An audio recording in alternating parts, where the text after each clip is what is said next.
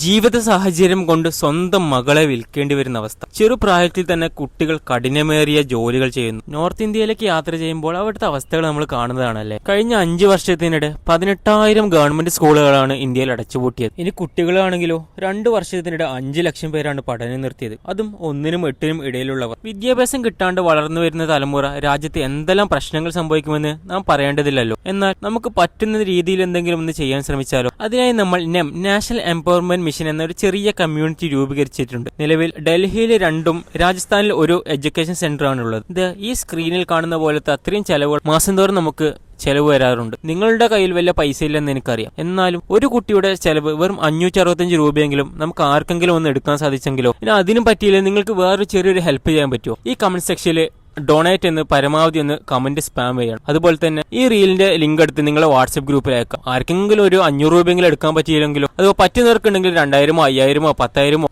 എത്ര വേണമെങ്കിലും ഡൊണേറ്റ് ചെയ്യാം. ഒരു കുട്ടിയെങ്കിലും രക്ഷപ്പെടുത്താൻ പറ്റുമെങ്കിൽ അത്രയില്ലേ. നമ്മുടെ മക്കളെ പോലെ അവരും പഠിച്ചു വളരട്ടെ.